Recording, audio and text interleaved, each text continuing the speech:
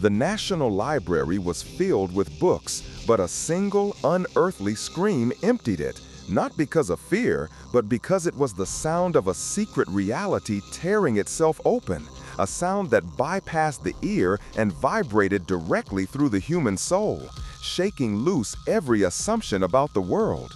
It wasn't a cry of pain or terror from a person, but an event, a rupture in the very fabric of the silent hallowed halls, echoing the absolute, unfathomable truth contained within its deepest archives. Imagine for a moment the hushed grandeur of such a place. Not just any library, but the National Library. A colossal edifice of stone and intellect, where the scent of aged paper and leather mingled with the faint metallic tang of history itself. Every shelf a spine-bound universe, every corridor a silent river of thought.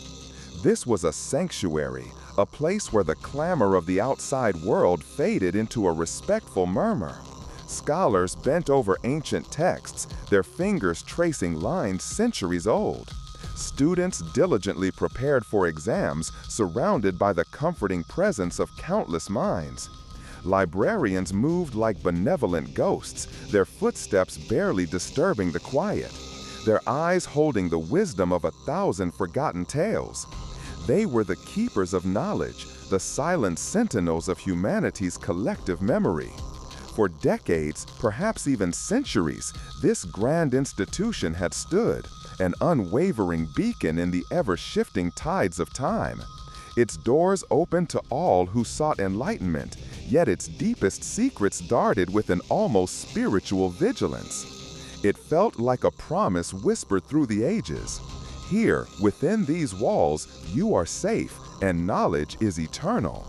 But that promise, that unspoken covenant between humanity and its collected wisdom, was irrevocably shattered on a Tuesday afternoon in the autumn of 1912. The specific date scarcely matters now. What matters is the seismic shockwave that emanated from within its innermost chambers. The clock on the main hall had just chimed 3, its deep, resonant tone fading into the usual academic drone. A young man, engrossed in a particularly dense philosophical treatise, looked up, a slight frown of concentration on his face. An elderly woman, her reading glasses perched on her nose, reached for a cup of tea, her hand steady, accustomed to the rituals of quiet study. Everything was precisely as it should be, an orchestrated symphony of stillness. No sudden storm outside, no frantic alarm bells, no obvious disruption. The air was still, heavy with the weight of unread words and unasked questions. It was this profound, almost perfect calm that made the arrival of the sound so profoundly unnatural, so utterly alien to the environment it invaded. It didn't belong. It wasn't merely loud. It was an imposition, a violation, an invasion of the very essence of silence that defined the place. Then it came. Not a sound from the street, not a person's shriek, but a sound that seemed to tear through the very air, originating from deep within the library's vast labyrinthine core. It was a single, sustained sound, too rich, too other to be human. It resonated with the metallic tang of an ancient bell struck with impossible force, the shriek of 1,000 tortured souls, and the sound of something impossibly vast unfolding. It vibrated in the teeth, in the bones, a low, keening wail that rose in pitch, then hung there, quivering for what felt like an eternity. It wasn't just heard, it was felt. It was a frequency that seemed to bypass the auditory canals entirely, slamming directly into the limbic system, triggering an instant primal terror. The young scholar dropped his book, its heavy spine hitting the polished floor with an echoing thud. The elderly woman's teacup clattered against the saucer, spilling hot liquid onto her lap, yet she didn't even notice. All heads snapped up, eyes wide, disoriented. Confusion warred with a cold, creeping dread. What was that? Where did it come from? And why did it feel like the entire building was groaning in response? The initial confusion quickly gave way to a panic unlike anything seen before within those walls. It wasn't the kind of panic that comes from a fire alarm, a sudden directed flight. No, this was an unreasoning, visceral horror. People didn't just react, they ruptured. One moment they were engrossed in their studies, the next they were animalistically flinging themselves towards the exits. Chairs scraped violently across marble floors. Books tumbled from tables, their pages fluttering like startled birds. A scholar, usually so composed, stumbled over his own feet, crawling on all fours, propelled by an instinct beyond conscious thought. The sheer volume of people, hundreds of them, all simultaneously overwhelmed by this invisible, intangible force, created a human tsunami. They jostled, they pushed, they cried out, actual human cries now, born of sheer terror. But none of these sounds drowned out the receding echo of that original unearthly shriek. The grand main staircase, usually a dignified ascent, became a chaotic torrent of bodies, a river of humanity desperately trying to escape an unseen, unheard predator. The air filled with gasps, hurried footsteps, the sickening thud of falling bodies, and the collective, wordless testament to an experience that defied all logic and reason. They were fleeing not from an assailant, but from an idea that had suddenly taken sonic form. Within minutes, the magnificent National Library, a bastion of quiet contemplation, was utterly deserted. The great oak doors, usually kept ajar, slammed shut behind the last frantic escapee, leaving an eerie silence in its wake. Outside, a bewildered crowd gathered, their faces pale, eyes darting back at the imposing structure as if expecting it to explode or simply dissolve. Police arrived, sirens wailing, their initial bravado quickly dissolving into confusion as they encountered not a crime scene, but a scene of mass psychological trauma.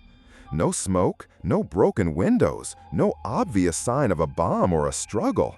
Just hundreds of shaken people, many weeping, some hyperventilating, all of them repeating the same impossible description. A scream that wasn't a scream, a sound that felt like the world was ending. They searched the building meticulously, floor by floor, section by section. They found discarded bags, open books, half-eaten lunches, the detritus of lives abruptly interrupted. They found nothing else. No intruder, no device, no source for the phenomenon. The building stood, outwardly pristine, yet profoundly altered. But the true emptiness wasn't just the lack of people. It was the chilling void that had been carved into the collective consciousness of everyone who had been inside. The library had become a silent tomb of unanswered questions. What they did find, or rather what they didn't find, began to gnaw at the edges of their official investigation. While nothing was overtly damaged, a profound, almost spiritual chill lingered in the air, particularly on the topmost floor, in a section rarely accessed by the general public. This was the restricted archives, a labyrinth of hushed corridors holding not just rare books, but manuscripts deemed too sensitive, too dangerous, or simply too obscure for open display. Here, the air was perpetually cool, heavy with the weight of centuries-old secrets. It was a place designed to contain, not to reveal. And within this heavily guarded section, one particular shelf, behind a door reinforced with iron and secured with a lock of formidable complexity, now stood subtly askew.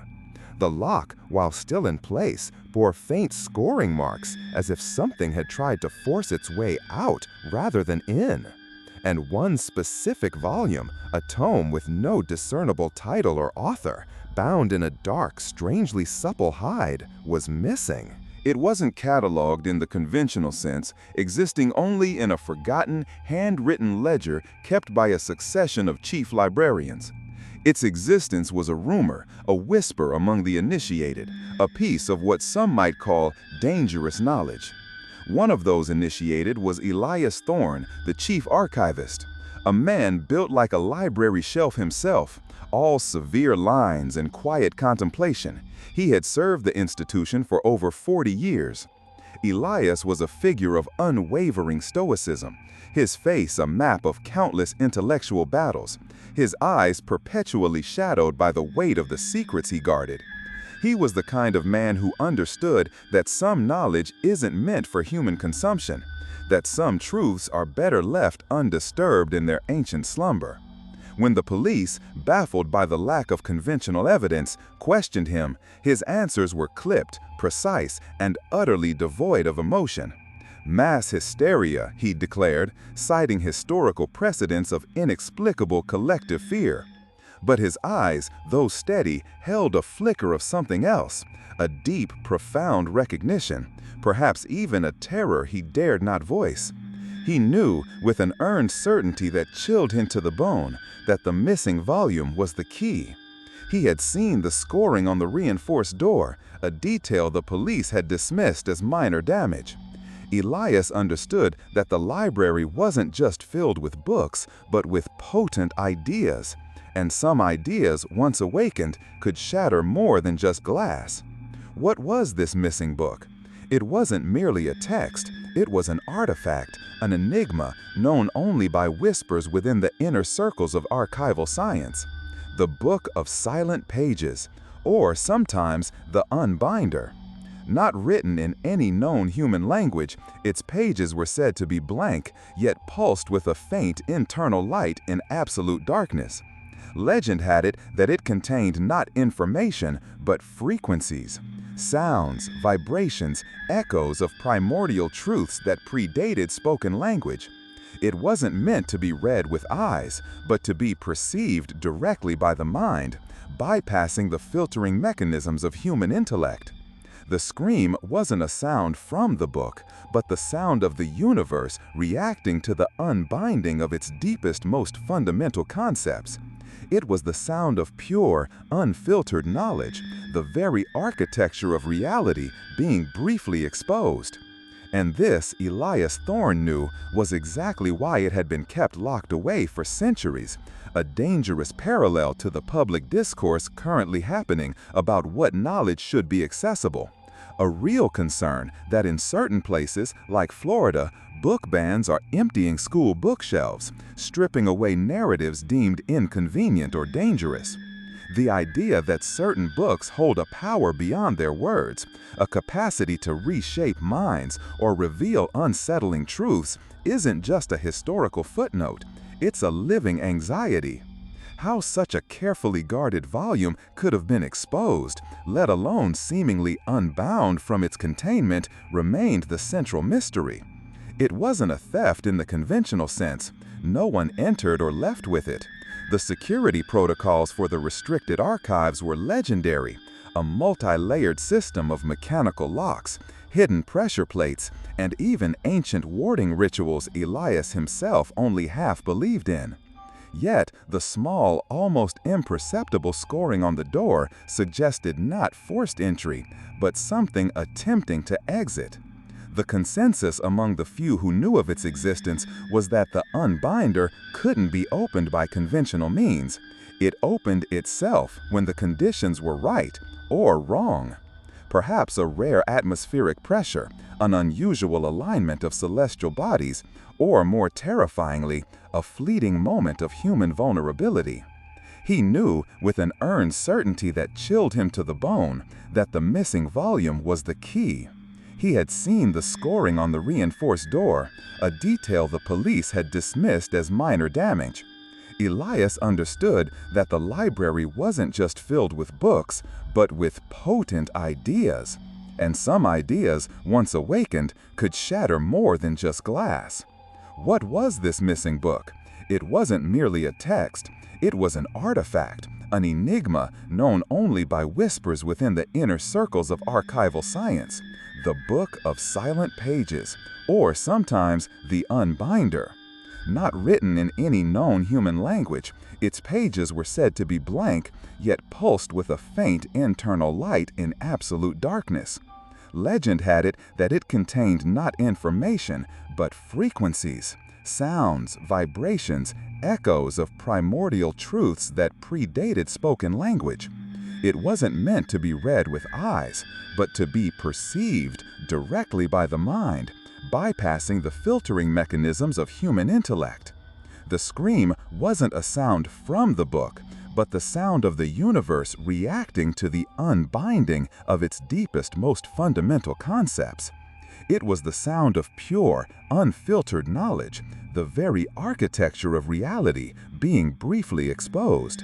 And this, Elias Thorne knew, was exactly why it had been kept locked away for centuries, a dangerous parallel to the public discourse currently happening about what knowledge should be accessible. A real concern that in certain places, like Florida, book bans are emptying school bookshelves, stripping away narratives deemed inconvenient or dangerous. The idea that certain books hold a power beyond their words, a capacity to reshape minds or reveal unsettling truths, isn't just a historical footnote. It's a living anxiety.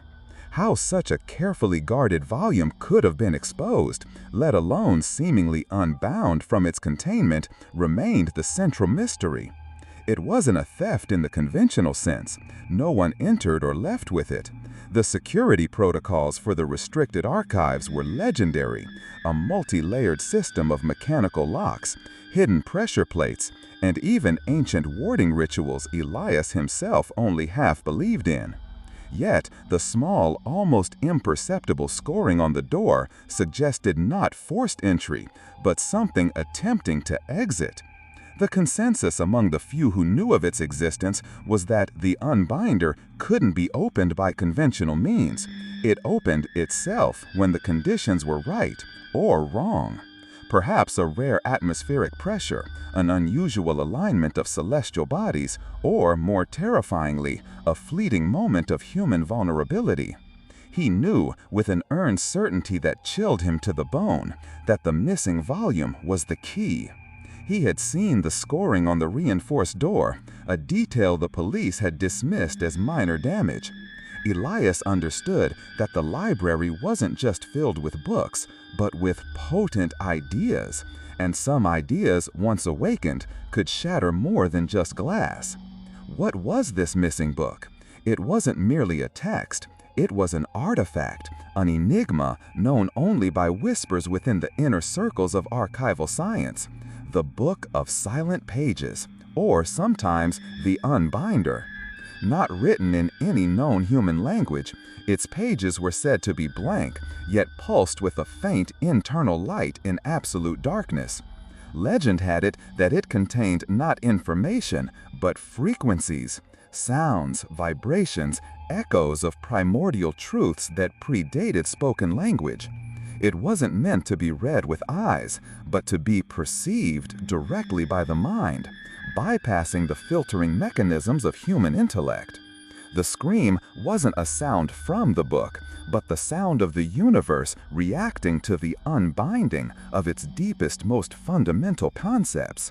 It was the sound of pure, unfiltered knowledge, the very architecture of reality being briefly exposed. And this, Elias Thorne knew, was exactly why it had been kept locked away for centuries, a dangerous parallel to the public discourse currently happening about what knowledge should be accessible, a real concern that in certain places, like Florida, book bans are emptying school bookshelves, stripping away narratives deemed inconvenient or dangerous. The idea that certain books hold a power beyond their words, a capacity to reshape minds or reveal unsettling truths, isn't just a historical footnote, it's a living anxiety. How such a carefully guarded volume could have been exposed, let alone seemingly unbound from its containment, remained the central mystery. It wasn't a theft in the conventional sense. No one entered or left with it. The security protocols for the restricted archives were legendary, a multi-layered system of mechanical locks, hidden pressure plates, and even ancient warding rituals Elias himself only half believed in. Yet, the small, almost imperceptible scoring on the door suggested not forced entry, but something attempting to exit. The consensus among the few who knew of its existence was that the unbinder couldn't be opened by conventional means. It opened itself when the conditions were right or wrong. Perhaps a rare atmospheric pressure, an unusual alignment of celestial bodies, or, more terrifyingly, a fleeting moment of human vulnerability. He knew, with an earned certainty that chilled him to the bone, that the missing volume was the key. He had seen the scoring on the reinforced door, a detail the police had dismissed as minor damage. Elias understood that the library wasn't just— Unlike the innocent oversight that would leave a Swedish library door accidentally open on a holiday in 2026, leading to a surprisingly benign, if puzzling, intrusion, here, a breach of an entirely different magnitude had occurred. This wasn't about missing items or curious patrons. This was about a fundamental boundary being momentarily dissolved. A tiny, almost imperceptible tear in the veil between what we know and what we absolutely should not.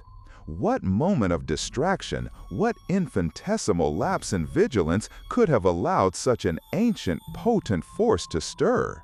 There was one witness who experienced the event not just as a sound, but as an intimate internal violation, a junior librarian named Agnes Finch. She was new to the restricted archives, assigned the tedious but critical task of cross-referencing ancient inventory ledgers. Young, ambitious, and slightly skeptical of Elias Thorne's hushed reverence for the old ways, Agnes was precisely the kind of mind unprepared for what happened. She had been working alone in a small annex near the reinforced door, humming softly to herself when the scream began. It wasn't just her ears that registered it, it was her entire being. She described it later in fragmented, whispered tones as a cold fire that surged through her veins, a torrent of pure, unadulterated information that crashed through her mind without form or language. She saw nothing, yet perceived everything. The vastness of the cosmos, the intricate dance of subatomic particles, the agonizing brevity of human consciousness, and the terrifying indifference of time. It was all compressed into that single sustained sound. She collapsed unconscious, only to be found hours later by the police, curled in a fetal position amidst scattered parchment, her eyes wide open but utterly blank, as if her soul had temporarily vacated its premises.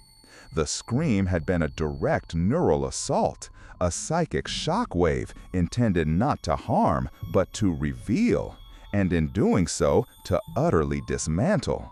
The official explanation, hastily concocted and broadly disseminated, was mass psychogenic illness, or, as Elias Thorne had suggested, a highly contagious form of mass hysteria. Doctors attributed it to an imagined threat, amplified by collective fear, dismissing the hundreds of detailed, though contradictory, accounts of the scream as symptoms of a shared delusion. The police closed the case, filing it under unexplained phenomena. The library board, keen to restore public trust and protect the institution's reputation, echoed these pronouncements, emphasizing the robust security measures and the unblemished record of the National Library. But the librarians, especially those who worked in the deeper sections, knew better.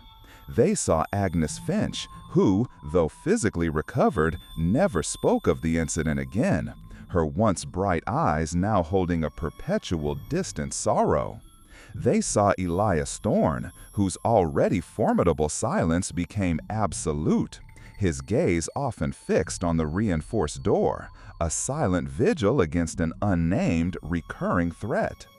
The official narrative was a flimsy curtain drawn over an abyss, a collective sigh of denial from a society unwilling to accept that some secrets cannot be contained and some truths are simply too vast, too shattering for the human mind to bear. This psychological sleight of hand, the deliberate obfuscation of an uncomfortable truth, served to protect not just the library, but the very sanity of the populace.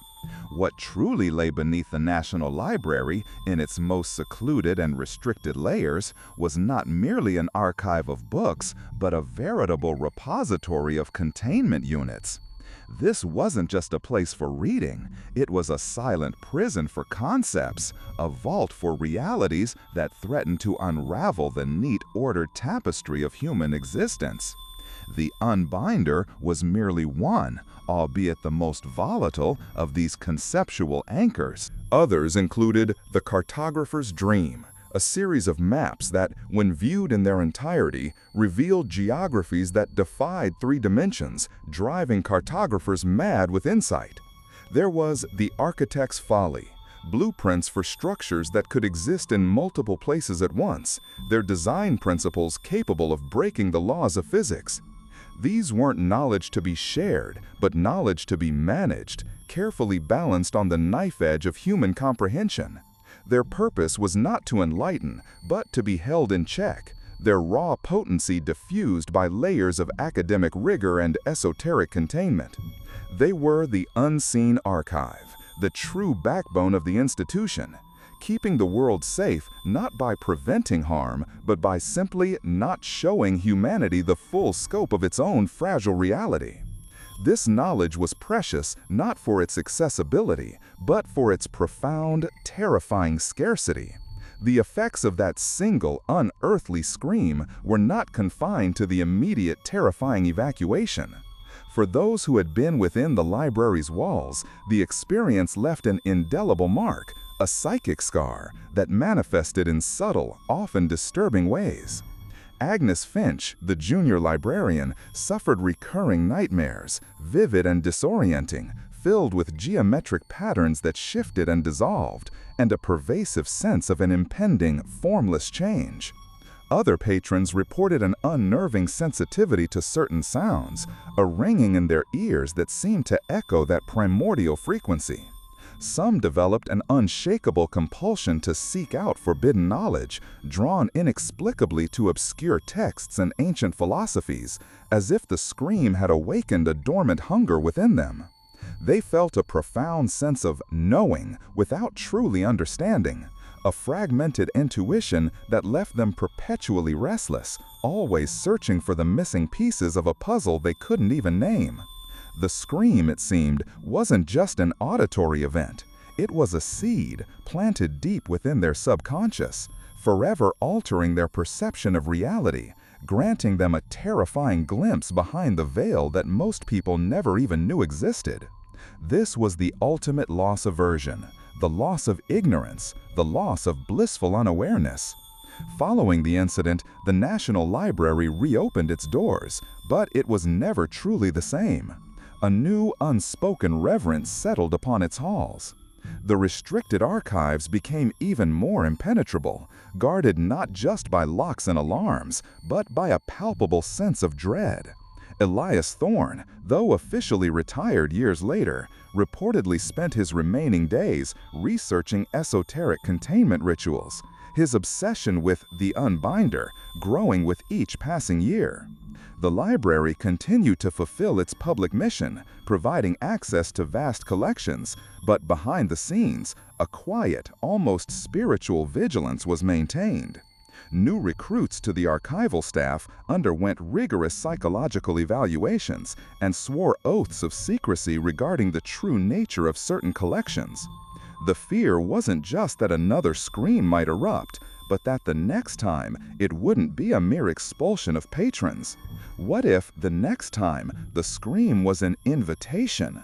What if it wasn't a sound of rupture, but a call to communion with forces beyond human comprehension? The possibility hung in the air like a perpetual chill, a silent question echoed by every darkened corner, every unread volume, every forgotten secret lurking within the silent, watchful heart of the library. If you've ever felt that chilling resonance of something profoundly other, a moment where the ordinary cracks to reveal an unsettling truth, then you understand the weight of this story. There are secrets, not just in dusty archives, but woven into the very fabric of our reality, waiting for the precise, terrifying moment to reveal themselves.